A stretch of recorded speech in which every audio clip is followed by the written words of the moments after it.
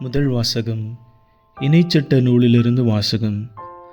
மோசே மக்களை நோக்கி கூறியது: முதற் பலன் நிறைந்த கூடையை குரு உன் கையிலிருந்து எடுத்து அதை உன் கடவுளாகிய ஆண்டவரது பலிபீடத்தின் முன் வைப்பார். நீ உன் கடவுளாகிய ஆண்டவர் முன்னிலையில் அறிக்கையிட்டு கூற வேண்டியது: நிரந்தர குடியேற்ற அரமேயரான என் தந்தை எகிப்து நாட்டுக்கு இறங்கிச் சென்றார். அங்கு மக்கள் சிலருடன் அந்நியராயிருந்தார். ஆனால் அங்கேயே பெரிய வலிமை மிகு திரளான மக்களினத்தை கொண்டவரானார். எகிப்தியர் எங்களை ஒடுக்கினர், துன்புறுத்தினர், கடினமான அடிமை வேலைகளை எங்கள் மீது சுமத்தினர். அப்போது நாங்கள் எங்கள் மூதாதையரின் கடவுளாகிய ஆண்டவரை நோக்கி குரல் எழுப்பினோம்.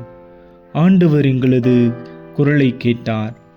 எங்களுடைய துன்பத்தையும் வருத்தத்தையும் அவதியையும் கண்டார். தம் வலிய கரத்தாலும் ஓங்கிய புயத்தாலும் அஞ்சத்தக்க பேராற்றலாலும் அடையாளங்களாலும் அரும் செயல்களாலும் ஆண்டவர் எங்களை எகிப்திலிருந்து புறப்படச் செய்தார். அவர் எங்களை இந்த இடத்திற்கு கூட்டி வந்தார். பாலும் தேனும் வழிந்தோடும் இந்த நாட்டை எங்களுக்கு தந்தார். எனவே ஆண்டவரே, இதோ நீர் எனக்கு கொடுத்த நிலத்தின் முதற் பலனை கொண்டு வந்துள்ளேன் என்று சொல்லி அதை உன் கடவுளாகிய ஆண்டவர் முன்னிலையில் வைத்து அவரை பணிந்து தொழுவாய். ஆண்டவரின் அருள் வாக்கு. இறைவனுக்கு நன்றி. பதிலுரை பாடல் பல்லவி. துன்ப வேளையில் என்னோடு இருந்தருளும் ஆண்டவரே, துன்ப வேளையில் என்னோடு இருந்தருளும் ஆண்டவரே. உன்னதரின் பாதுகாப்பில் வாழ்பவர், எல்லாம் வல்லவரின் நிழலில் தங்கியிருப்பவர் ஆண்டவரை நோக்கி: நீரே என் புகலிடம், என் அரண், நான் நம்பியிருக்கும் இறைவன் என்று உரைப்பார். பல்லவி. துன்ப வேளையில் என்னோடு இருந்தருளும் ஆண்டவரே. தீங்கு உமக்கு நேரிடாது, வாதையும் கூடாரத்தை நெருங்காது. நீர் செல்லும் இடமெல்லாம் உம்மை காக்கும்படி தம் தூதருக்கு அவர் கட்டளையிடுவார். பல்லவி. துன்ப வேளையில் என்னோடு இருந்தருளும் ஆண்டவரே.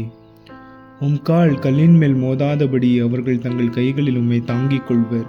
சிங்கத்தின் மீதும் பாம்பின் மீதும் நீர் நடந்து செல்வீர். இளஞ்சிங்கத்தின் மீதும் விரியன் பாம்பின் மீதும் நீர் மிதித்து செல்வீர். பல்லவி. துன்ப வேளையில் என்னோடு இருந்தருளும் ஆண்டவரே.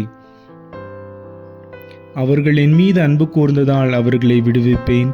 அவர்களின் பெயரை அறிந்துள்ளதால் அவர்களை பாதுகாப்பேன். அவர்கள் என்னை நோக்கி மன்றாடும் போது அவர்களுக்கு பதிலளிப்பேன். அவர்களது துன்பத்தில் அவர்களோடு இருப்பேன். அவர்களை தப்புவித்து அவர்களை பெருமைப்படுத்துவேன். பல்லவி. துன்ப வேளையில் என்னோடு இருந்தருளும் ஆண்டவரே. இரண்டாம் வாசகம். திருத்தூதர் பவுல் ரோமேருக்கு எழுதிய திருமுகத்திலிருந்து வாசகம்.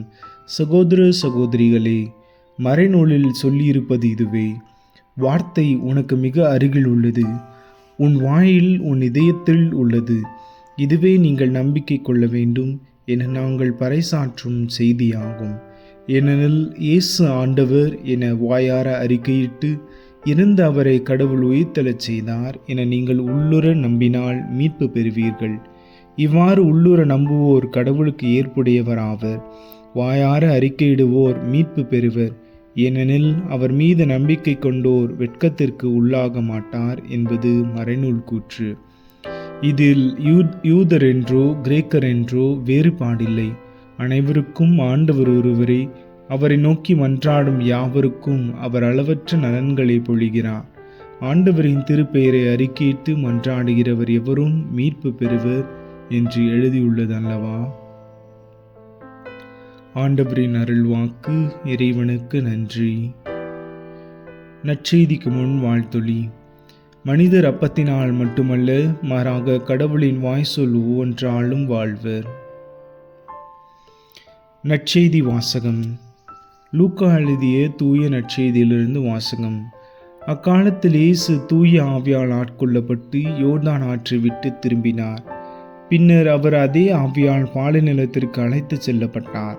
அவர் 40 நாள் அலகையினால் சோதிக்கப்பட்டார். அந்நாள்களில் அவர் ஒன்றும் சாப்பிடவில்லை. அதன் பின் அவர் பசியுற்றார். அப்போது அலகை அவரிடம்: நீர் இறைமகன் என்றால் இந்த கல் அப்பமாகும்படி கட்டளையிடும் என்றது.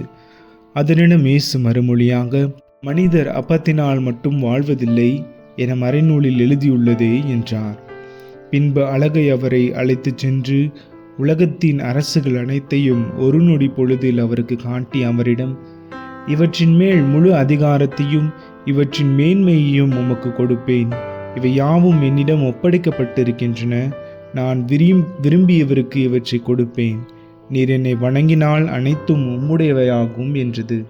இயேசு அதனிடம் மறுமொழியாக, உன் கடவுளாகிய ஆண்டவரை வணங்கி அவர் ஒருவருக்கே பணி செய்வாயாக என்று மறைநூலில் எழுதியுள்ளது என்றார். பின்னர் அது அவரை எருசலேமுக்கு அழைத்துச் சென்று கோவிலின் உயர்ந்த பகுதியில் அவரை நிறுத்தி, நீர் இறைமகன் என்றால் இங்கிருந்து கீழே குதியும்.